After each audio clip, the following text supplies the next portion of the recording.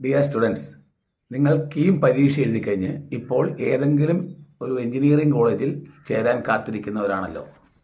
ഏതാണ് നല്ല engineering college, അവിടെ നിങ്ങൾക്ക് അഡ്മിഷൻ കിട്ടുമോ എന്നാണ് നിങ്ങൾക്ക് അറിയേണ്ടത്. ഇതാണ് നമ്മൾ ഡിസ്കസ് ചെയ്യുന്നത്. ഇന്ത്യയിൽ 3 തരത്തിലുള്ള എഞ്ചിനീയറിംഗ് കോളേജുകളാണുള്ളത്. ഒന്ന് IIT-കൾ, ഇന്ത്യൻ ഇൻസ്റ്റിറ്റ്യൂട്ട് ഓഫ് ടെക്നോളജി. കേരളത്തിലെ പാലക്കാടടക്കം IIT-കൾ 23 എണ്ണമാണുള്ളത്.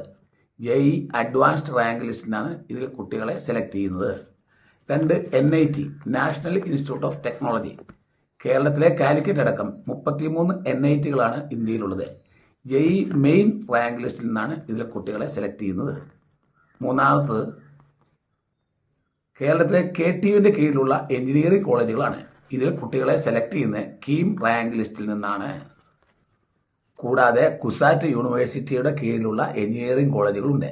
ഇതിൽ കുട്ടികളെ സെലക്ട് ചെയ്യുന്നത് കുസാറ്റ് എൻട്രൻസ് ടെസ്റ്റ് വഴിയാണ്. നമ്മളിവിടെ ഡിസ്കസ് ചെയ്യുന്നത് KTUവിൻ്റെ കീഴിലുള്ള എഞ്ചിനീയറിംഗ് കോളേജിൽ കീം റാങ്ക് വഴി അലോട്ട്മെൻറ്റിന് ശ്രമിക്കുമ്പോൾ ശ്രദ്ധിക്കേണ്ട കാര്യങ്ങളാണ്. ഏതാണ് നല്ല എഞ്ചിനീയറിംഗ് കോളേജ്, അവിടെ നിങ്ങളുടെ റാങ്കിന് അഡ്മിഷൻ കിട്ടുമോ എന്നാണ് നമ്മളിവിടെ നോക്കുന്നത്. നിങ്ങൾ അലോട്ട്മെൻറ്റിന് ശ്രമിക്കുന്നതിന് മുമ്പ് ഒരു കോളേജിനെ പറ്റി ശ്രദ്ധിക്കേണ്ട കാര്യങ്ങൾ 5 എണ്ണമാണ്. 1, ആ കോളേജിലെ കഴിഞ്ഞ വർഷത്തെ KTU റിസൾട്ട്. 2, social acceptance. ഇതറിയാനുള്ള ഏറ്റവും ഉചിതമായ മാർഗം കഴിഞ്ഞ വർഷത്തെ 3rd അലോട്ട്മെൻറ്റ് ലാസ്റ്റ് റാങ്ക് നോക്കിയാൽ മതിയാവും. 3, number of GATE qualified students. 4, NBA NAC accreditation കോളേജിനുണ്ടോ എന്ന് നമ്മൾ നോക്കണം. 5, പ്ലേസ്മെൻറ്റ്. ആ കോളേജിൽ കഴിഞ്ഞ കൊല്ലം പഠിച്ച കുട്ടികളിൽ എത്ര പേർക്ക് പ്ലേസ്മെൻറ്റ് കിട്ടി എന്ന് നമ്മൾ അറിഞ്ഞിരിക്കണം. ഇനി നമുക്ക് ഒരു കോളേജിൽ ചേരുമ്പോൾ ശ്രദ്ധിക്കേണ്ട 5 കാര്യങ്ങൾ ഓരോന്നായി നോക്കാം. ആദ്യം നമ്മൾ റിസൾട്ടാണ് നോക്കുന്നത്. ആദ്യമായി നമ്മൾ നോക്കുന്നത് റിസൾട്ടാണ്. ഒരു കോളേജിൽ തിരഞ്ഞെടുക്കുമ്പോൾ ആ കോളേജിലെ അവസാന വർഷത്തെ BTech റിസൾട്ട് നോക്കണം. അവസാന വർഷം 25% റിസൾട്ടാണ് കോളേജിനുള്ളെങ്കിൽ അവിടെ പഠിക്കുന്ന കുട്ടികളിൽ 4 കുട്ടികളെ ജയിക്കുകയുള്ളൂ എന്ന് മനസ്സിലാക്കണം. കഴിഞ്ഞ കൊല്ലത്തെ KTU BTech റിസൾട്ട് 53%. അപ്പോൾ നമ്മൾ ഓരോ കോളേജിലെയും കഴിഞ്ഞ കൊല്ലത്തെ റിസൾട്ട് കണക്കാക്കണം. കണ്ടുപിടിക്കാനായി നിങ്ങൾ APJ അബ്ദുൽ കലാം ടെക്നോളജിക്കൽ യൂണിവേഴ്സിറ്റിയുടെ സൈറ്റിൽ പോവുക. ഇതാണ് ആ സൈറ്റ്. ആ സൈറ്റിൽ പോയി കഴിഞ്ഞാൽ നിങ്ങൾക്ക് ലേറ്റസ്റ്റ് അനൗൺസ്മെൻ്റ് എന്നുണ്ടാവും. ഇതാണ് ലേറ്റസ്റ്റ് അനൗൺസ്മെൻറ്റ്. അതിൽ പല അനൗൺസ്മെൻറ്റും ഉണ്ടാവും. ഇങ്ങനെ അനൗൺസ്മെൻ്റ് എല്ലാം എടുക്കുക. നോക്കിക്കഴിഞ്ഞാൽ അതിൽ നിങ്ങൾക്ക് BTech 2020-24 result analysis pass statistics എന്നുണ്ടാവും. അത് ജൂൺ 27-നാണ് അത് യൂണിവേഴ്സിറ്റി പുറത്തു വിട്ടത്. അതിൽ നിങ്ങൾ ക്ലിക്ക് ചെയ്യുക. അതിൽ ക്ലിക്ക് ചെയ്യുമ്പോൾ നിങ്ങൾക്ക് അവസാന വർഷത്തെ റിസൾട്ട് കിട്ടും. ഇതാണ് അവസാന വർഷത്തെ റിസൾട്ട്. ഇത് എല്ലാ കോളേജിലെയും റിസൾട്ട് ഉണ്ട്. KTUവിൻ്റെ കീഴിൽ 128 കോളേജുകളാണുള്ളത്. ആ 128 കോളേജിന് റിസൾട്ട് ഉണ്ടാവും. അത് ആൽഫാബറ്റിക് ഓർഡറിലൊന്നുമല്ല. അത് നിങ്ങൾ ഓരോ കോളേജിൻ്റെയും റിസൾട്ട് ഇങ്ങനെ ചെക്ക് ചെയ്ത് നോക്കണം. ഇപ്പോൾ ഒരു ഉദാഹരണം എടുക്കുക. ഒരു ഉദാഹരണം എടുത്തു കഴിഞ്ഞാൽ കോളേജ് ഓഫ് എഞ്ചിനീയറിംഗ് തിരുവനന്തപുരം CETയിലെ ഇവിടെ റിസൾട്ടാണ് ഇവിടെ ഉണ്ട്. ആകെ 789 കുട്ടികൾ പരീക്ഷ എഴുതി, 697 കുട്ടികൾ പാസ്സായി. അപ്പോൾ പാസ് പെർസെൻറ്റേജ് എന്ന് പറയുന്നത് 88.33% ആണ്. കഴിഞ്ഞ കൊല്ലം ഏറ്റവും കൂടുതൽ റിസൾട്ട് വന്ന് CETയിലാണ്. അങ്ങനെ നിങ്ങൾ ചേരാൻ ഉദ്ദേശിക്കുന്ന KTUവിൻ്റെ കീഴിലുള്ള 128 കോളേജിൻ്റെ റിസൾട്ട് നോക്കണം. അതിൽ ഏറ്റവും നല്ല റിസൾട്ട് ഉള്ള കോളേജിൽ നിങ്ങൾക്ക് അഡ്മിഷൻ കിട്ടുമോ എന്നാണ് നിങ്ങൾ ആദ്യം ശ്രദ്ധിക്കേണ്ടത്. റിസൾട്ട് കഴിഞ്ഞാൽ പിന്നെ നോക്കേണ്ടത് കോളേജിൻ്റെ സോഷ്യൽ ആക്സെപ്റ്റൻസിയാണ്. എന്ന് പറഞ്ഞാൽ കഴിഞ്ഞ കൊല്ലം BTech അഡ്മിഷന് നിങ്ങളുടെ റാങ്കുള്ള കുട്ടികൾക്ക് ഏത് കോളേജിൽ കിട്ടി എന്നുള്ളതാണ്. നിങ്ങൾക്കും അതേ കോളേജിലാണ് കിട്ടാൻ സാധ്യത. അതിന് നമ്മൾ കീം ഗവൺമെൻറ് ഓഫ് കേരള കേരള സൈറ്റിൽ പോവുക. കേരള സൈറ്റിൽ പോയിട്ട് അതിൻ്റെ അകത്ത് നിങ്ങൾ കീം 2023 കാൻഡിഡേറ്റ് പോർട്ടൽ ക്ലിക്ക് ചെയ്യുക. അത് ക്ലിക്ക് ചെയ്ത് കഴിയുമ്പോൾ നിങ്ങൾക്ക് ലാസ്റ്റ് റാങ്ക് എന്ന് പറയുന്ന ഇത് കിട്ടും. ഈ ലാസ്റ്റ് റാങ്കിൽ ക്ലിക്ക് ചെയ്യുക. ലാസ്റ്റ് റാങ്കിൽ ക്ലിക്ക് ചെയ്ത് കഴിഞ്ഞാൽ നിങ്ങൾക്ക് 3rd phase engineering and 2nd phase architecture എന്നുണ്ടാവും. അതിൽ ക്ലിക്ക് ചെയ്യുക.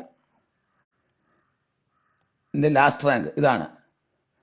Last rank details of professional admission third അലോട്ട്മെൻറ്റിൻ്റെയാണ്. അതിൻ്റെ അകത്ത് നിങ്ങൾ ഇതാ ആർട്ടിഫിഷ്യൽ ഇൻ്റലിജൻസ്, ഡാറ്റാ സയൻസ്, അതിൻ്റെ ഓരോ കോളേജിലും ലാസ്റ്റ് റാങ്ക് ഉണ്ടാവും. ഇതിൽ നിങ്ങൾ നോക്കുക.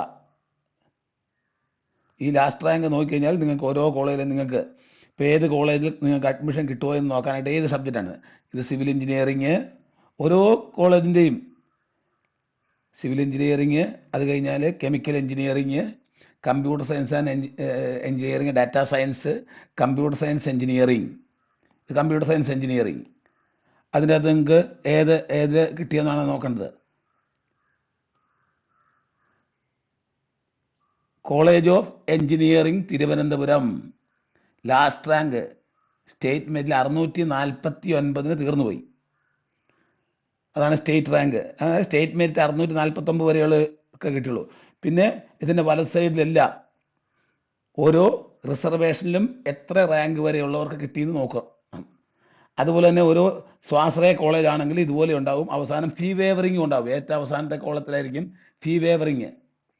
ഫീ വേവറിങ്ങിലും എത്ര റാങ്ക് വരെയുള്ളവർക്ക് ഫീ വേവറിങ്. ഇതാ ഇപ്പോൾ ഇവിടെ ഫീ വേവറിങ് എന്ന് പറഞ്ഞു കഴിഞ്ഞാൽ കുട്ടികൾക്ക് ഫീസ് ഉണ്ടാവില്ല. ആ കോളേജിൽ ഫ്രീ ആയിട്ട് പഠിക്കാം. അതാണ് FW എന്ന് പറയുന്നത്. അത് നിങ്ങൾ ശ്രദ്ധിച്ച് നോക്കണം. അതാണ് നിങ്ങൾക്ക് നോക്കേണ്ടത്. നിങ്ങൾക്ക് വിചാരിക്കുന്ന കോളേജിൽ അഡ്മിഷൻ കിട്ടുമോ എന്ന് അങ്ങനെയാണ് നോക്കുന്നത്. ഫീ വേവറിങ്ങിൽ പഠിക്കണമെങ്കിൽ കുട്ടികൾ എൻട്രൻസ് കമ്മീഷണർക്ക് ഇൻകം സർട്ടിഫിക്കറ്റ് കൊടുത്തിരിക്കണം. 6 ലക്ഷത്തിൽ താഴെയായിരിക്കണം ഇൻകം. അത് കൊടുത്താലുള്ളവരെ മാത്രമേ ഫീ വേവറിങ്ങിൽ കൺസിഡർ ചെയ്യുള്ളൂ. ഇനി നമുക്ക് നിങ്ങളുടെ റാങ്കുള്ള കുട്ടിക്ക് കഴിഞ്ഞ കൊല്ലം ഏത് കോളേജിൽ കിട്ടിയെന്ന് അറിയാനായിട്ടാണ്. അപ്പോൾ നിങ്ങൾ എൻട്രൻസ് കമ്മീഷൻ സൈറ്റിൽ പോയിട്ട് നിങ്ങൾ അലോട്ട്മെൻറ്റ് ലിസ്റ്റ് എടുക്കുക. അലോട്ട്മെൻറ്റ് ലിസ്റ്റ് നമ്മൾ നേരത്തെ എഴുതിയ ലാസ്റ്റ് റാങ്ക് ആണ്. അതിൻ്റെ മുകളിൽ അലോട്ട്മെൻറ്റ് ലിസ്റ്റ് ഉണ്ട്. അതിൽ ക്ലിക്ക് ചെയ്യുക. കഴിഞ്ഞ കൊല്ലത്തെ അലോട്ട്മെൻറ്റ് ലിസ്റ്റാണ്. ഏറ്റവും ആദ്യം ചേർന്ന കുട്ടി സീരിയൽ നമ്പർ 1 റാങ്ക് 117 വരെയുള്ള 116 വരെ റാങ്കുള്ളവർ കീമിൻ്റെ അടിസ്ഥാനത്തിൽ കേരളത്തിൽ ജോയിൻ ചെയ്തില്ല. അവർ IITയിലും NITയിലും പോയി. അപ്പോൾ ഈ 117ാമത്തെ റാങ്കുള്ള കുട്ടി ചേർന്നത് കോളേജ് ഓഫ് എഞ്ചിനീയറിംഗ് തിരുവനന്തപുരമാണ്. CS ചേർന്നത്. അങ്ങനെ എല്ലാ കുട്ടികളുടെ ലിസ്റ്റ് ഇതിൻ്റെ അകത്തുണ്ടാവും. ഇതാ കഴിഞ്ഞ കൊല്ലം എത്ര കുട്ടികൾ ജോയിൻ ചെയ്യുന്നുള്ളത്, കഴിഞ്ഞ കൊല്ലം ലാസ്റ്റ് അത് റാങ്കിൽ ഓർഡറാണ്. ഇതുണ്ടോ, ഈ ഇങ്ങനെ ഇട്ട് ഏക കുട്ടീനെ വരെ നമുക്ക് കാണാൻ പറ്റും എവിടെ ചേർന്നുള്ളത്.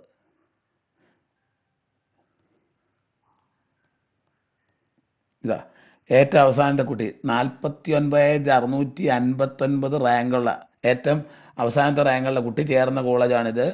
ആ കുട്ടി അവിടെ ചേർന്ന് ആർട്ടിഫിഷ്യൽ ഇൻ്റലിജൻസ് ആൻഡ് ഡാറ്റാ സയൻസിനാണ് ചേർന്നത്. അങ്ങപ്പോൾ നിങ്ങൾക്ക് നിങ്ങളുടെ റാങ്ക് നോക്കുക. നിങ്ങളുടെ റാങ്ക് ഇത് ഇവിടെയാണ് നിങ്ങളുടെ റാങ്ക് വരിക. ഈ കോളത്തിൽ റാങ്ക് വരും. ആ റാങ്കുള്ള കുട്ടി കഴിഞ്ഞ കൊല്ലം ഏത് കോളേജിൽ ചേർന്നതെന്ന് നോക്കുക. അതിലാണ് നിങ്ങൾക്കും ഇക്കൊല്ലം സാധ്യത. അത് നിങ്ങൾ മനസ്സിലാക്കിയിരിക്കണം. മൂന്നാമതായി നോക്കേണ്ടത് കഴിഞ്ഞ വർഷം കോളേജിൽ എത്ര കുട്ടികൾ ഗേറ്റ് ക്വാളിഫൈ ചെയ്തു എന്നുള്ളതാണ്. ഇപ്പോൾ പൊതുമേഖലാ സ്ഥാപനങ്ങളിൽ ജോലി ലഭിക്കണമെങ്കിൽ ഗേറ്റ് ക്വാളിഫൈ ചെയ്യണം. പ്രത്യേകിച്ച് ഓട്ടോണമസ് കോളേജ് ആണെങ്കിൽ അവിടെ KTU അല്ല പരീക്ഷ നടത്തുന്നത്. ബിരുദം നൽകുന്നത് KTU ആണെങ്കിലും പരീക്ഷ നടത്തുന്ന കോളേജ് തന്നെയാണ്. ഇങ്ങനെയുള്ള കോളേജിൽ പാസ് പെർസെൻറ്റേജ് കൂടുതലായിരിക്കും. ഇവിടുത്തെ അക്കാഡമിക് സ്റ്റാറ്റസ് അറിയണമെങ്കിൽ കഴിഞ്ഞ വർഷം എത്ര കുട്ടികൾ ഗേറ്റ് ക്വാളിഫൈ ചെയ്തു എന്ന് മനസ്സിലാക്കണം. അപ്പം ഗേറ്റ് കൂടുതൽ കുട്ടികൾ പാസ്സായ കോളേജിലാണ് നല്ല കോളേജ്. അതിന് നിങ്ങൾ അറിയേണ്ടത് ഇതാ, കഴിഞ്ഞ കൊല്ലം 2024 ഈ കഴിഞ്ഞ ഫെബ്രുവരിയിൽ പരീക്ഷ നടത്തിയത് ഇന്ത്യൻ ഇൻസ്റ്റിറ്റ്യൂട്ട് ഓഫ് സയൻസ് ആണ്. ഗേറ്റ് 2024 ആ സൈറ്റിൽ പോയി നോക്കുക എന്താണ് ഗേറ്റ് എന്നുള്ളത്. ആ ഗേറ്റിൽ graduate aptitude test in engineering അതുണ്ടാവും. അതിൻ്റെ അകത്ത് കഴിഞ്ഞ കൊല്ലത്തെ എന്തൊക്കെയാണെന്ന് അറിയണം. കഴിഞ്ഞ കൊല്ലത്തെ ഗേറ്റ് പേപ്പേഴ്സ് എഴുതി കഴിഞ്ഞാൽ കഴിഞ്ഞ കൊല്ലത്തെ cut off gate 2024 cut off and marks അതൊക്കെ ഉണ്ടാവും. അതിനെപ്പറ്റിയൊക്കെ ഏകദേശം ഒരു ഐഡിയ വേണം. ഇതാണ് ഗേറ്റ് കട്ട് ഓഫ് മാർക്സ്. കഴിഞ്ഞ കൊല്ലത്തെ കുട്ടികൾ പരീക്ഷ എഴുതിയതിൽ അതിനകത്ത് എല്ലാ വിഷയങ്ങളുടെയും computer science and information technology കഴിഞ്ഞ കൊല്ലത്തെ 100ൽ 27.6 മാർക്ക് കിട്ടിയവരെ വരെ പാസ്സാക്കി. ഗേറ്റ് ക്വാളിഫൈ ചെയ്യാൻ 27.6 മാർക്ക് മതിയായിരുന്നു 100ൽ. അത് നിങ്ങൾ നോക്കണം ആ കോളേജിൽ എത്ര പേര് ഗേറ്റ് ക്വാളിഫൈ ചെയ്തെന്ന്. അതൊരു പ്രധാന കാര്യമാണ്. പ്രത്യേകിച്ച് ഓട്ടോണമസ് കോളേജ് ആണെങ്കിൽ അത് നോക്കിയാൽ മതിയാവൂ. KTUവിൻ്റെ കീഴിലുള്ള കോളേജ് ആണെങ്കിൽ നമുക്ക് റിസൾട്ട് നോക്കാം. അതുപോലെ തന്നെ മറ്റ് കുസാറ്റും മറ്റുള്ള കോമൺ KT യിൽ വരാത്ത കോളേജുകളിലൊക്കെ ആണെങ്കിൽ ഗേറ്റ് സ്കോറാണ് നിങ്ങൾ നോക്കേണ്ടത്. കഴിഞ്ഞ കൊല്ലം 9 ലക്ഷം കുട്ടികൾ പരീക്ഷ എഴുതി. അതിൽ 1,29,000 കുട്ടികളാണ് ഗേറ്റ് ക്വാളിഫൈ ചെയ്തത്. അവരായിരിക്കും ഏറ്റവും മിടുക്കരായിട്ടുള്ള കുട്ടികൾ. ഏത് കോളേജിൽ പഠിച്ചു എന്നുള്ളതിനേക്കാൾ പ്രധാനം ഗേറ്റ് ക്വാളിഫൈ ചെയ്തു എന്നുള്ളതാണ്. അടുത്തത് നാലാമതായി നോക്കേണ്ടത് നിങ്ങൾ NBA NAC അക്രഡിറ്റേഷൻ ഉണ്ടോ എന്നുള്ളതാണ്. കോളേജിന് നാഷണൽ ബോർഡ് ഓഫ് അക്രഡിറ്റേഷൻ അതൊരു പ്രധാന കാര്യമാണ്.